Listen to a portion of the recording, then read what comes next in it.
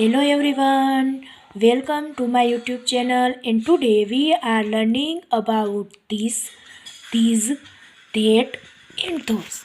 So first of all, we learning about these and these. તો જ્યારે કોઈ નજીકની વસ્તુ પ્રાણી વ્યક્તિ એક વચનમાં હોય ત્યારે THIS ધીસ વપરાય છે અને જ્યારે નજીકની વસ્તુ વ્યક્તિ પ્રાણી બહુવચનમાં હોય ત્યારે THESE એટલે કે ધીઝ વપરાય છે. હવે ધીસ અને ધીઝ બંનેનો અર્થ એક જ થાય છે આ. હવે ધીસ છે તે એક વચન છે એટલે કે ધીસ પછી ટુ બીનું રૂપ હંમેશા ઇઝ વપરાય છે IS અને ધીઝ પછી ટુ બીનું રૂપ ARE વપરાય છે. હવે આપણે એના થોડાક એક્ઝામ્પલ ઉદાહરણ જોઈ લઈએ. તો ધીઝ ઇઝ અ લીફ, તો એનું ગુજરાતી થશે ધીઝ એટલે કે આ અને લીફ એટલે કે પાંદડું. તો આ પાંદડું છે. હવે આપણે ધીઝ છે બરાબર તેની જગ્યાએ ધીઝનો ઉપયોગ કરીએ તો ધીઝ આર લીવ્સ, આ પાંદડા છે. ધીઝ ઇઝ અ કેપ, આ ટોપી છે. તો ધીઝ આર કેપ્સ, આ ટોપીઓ છે. જો ધીઝ અને ધીઝ બંનેનો અર્થ આ જ થાય. ત્યાર પછી આપણે જોઈએ ધેટ અને ધોઝ. તો જેવી રીતે ધીઝ અને ધેટ નજીકની વસ્તુઓ માટે વપરાતા હતા એવી જ રીતે જ્યારે કોઈ દૂરની વસ્તુ વ્યક્તિ પ્રાણી એક વચનમાં હોય ત્યારે ધેટ વપરાય અને જ્યારે દૂરની વસ્તુ પ્રાણી વ્યક્તિ બહુવચનમાં હોય ત્યારે ધોઝ વપરાય. હવે ધેટ છે તેની સાથે ટુ બીનું રૂપ ઇઝ વપરાય અને ધોઝ છે તેની સાથે ટુ બીનું રૂપ આર વપરાય. હવે ત્યાર પછી આના એક્ઝામ્પલ જોઈ લઈએ.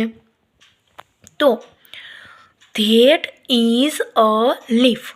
હવે ધેટનો અર્થ થાય છે પેલું, પેલો, પેલી.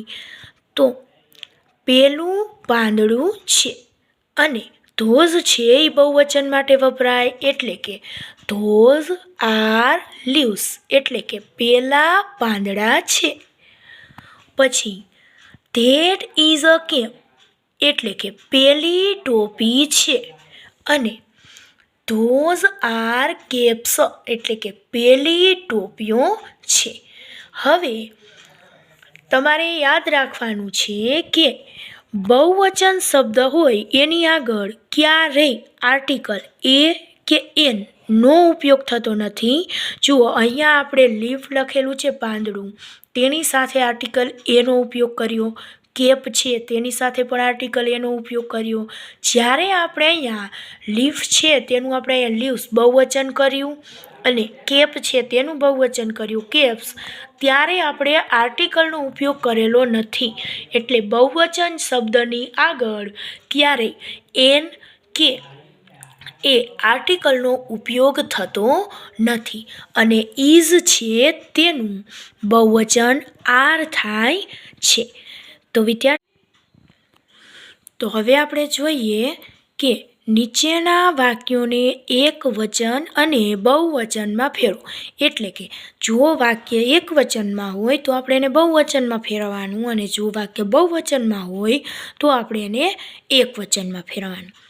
તો ધીસ ઇઝ અ કાર. તો ધીસ છે તેનું બહુવચન થશે THESE એટલે કે ધીઝ. પછી ઇઝ છે તો એનું બહુવચન થશે આર. પછી આર્ટિકલ છે એ એટલે કે આર્ટિકલનો ઉપયોગ આપણે બહુવચનમાં કરવાનો નથી અને કાર છે એની પાછળ એસ લાગશે એટલે કાર્સ. તો ધીઝ આર કાર્સ. પછી છે ધેટ ઇઝ અ પેન્સિલ. હવે અહીંયા આપણને એક વચન આપેલું છે તો એને આપણે બહુવચનમાં ફેરવીએ. તો ધેટ છે તો એનું બહુવચન થશે ધોઝ. ઇઝ છે એનું બહુવચન આર, અને આર્ટિકલનો ઉપયોગ કરવાનો નથી. પેન્સિલ છે તો એનું બહુવચન થશે પેન્સિલ્સ. તો ધોઝ આર પેન્સિલ્સ. પછી છે ધીઝ આર અમ્બ્રેલાસ. તો અહીંયા આપણને વાક્ય બહુવચનમાં આપેલું છે તો એને આપણે એકવચનમાં ફેરવીએ. તો ધીઝ છે તો એનું થશે THIS એકવચન. પછી આર છે તો એનું એકવચન થશે IS એટલે કે ઇઝ. અને અમ્બ્રેલાઝ છે તો એનું અમ્બ્રેલા.